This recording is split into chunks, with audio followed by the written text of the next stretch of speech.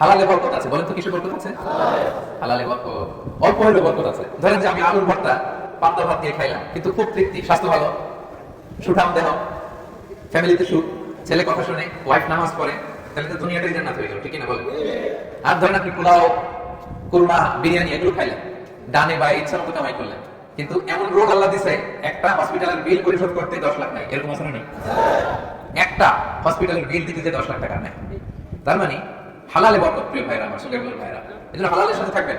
সাময়িক ওই লটারি পেয়ে আমি অনেক টাকা পেলাম, ওই জুয়া খেলে আমি অনেক টাকা পেলাম, জুয়া খেলে তো মানুষ আসলে নিঃস্ব হয়, কিন্তু সাময়িক কিছু টাকা পয়সা পেয়ে আপনি এটার সাথে জড়াবেন না। এই জীবনটা একেবারে ক্ষণিকের। আপনার দাদাকে আপনারা দেখছেন না, আজকে আছে দুনিয়াতে, অনেকের বাবাও দুনিয়াতে নাই, আমরা একদিন থাকবো না। কিয়ামতের কঠিন ময়দানে আল্লাহ তাআলা সুপ্রিম কোর্টের কাজ করে প্রতিটি জিনিসের হিসাব আল্লাহ চাইবেন।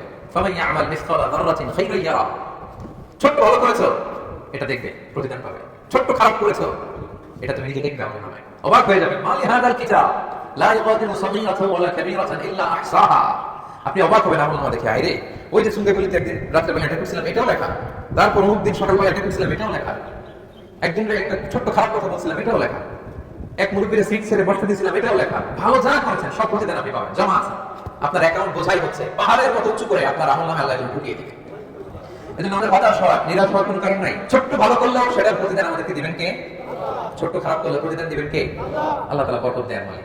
বরকত আপনি চোখে দেখবেন, আপনি ফিল করবেন, আপনি সুস্থ থাকবেন, আপনার জীবনে, আপনার পরিবারে, আপনার লাইফে বারাকা হবে। বারাকা দেওয়ার মালিক একজন, কে?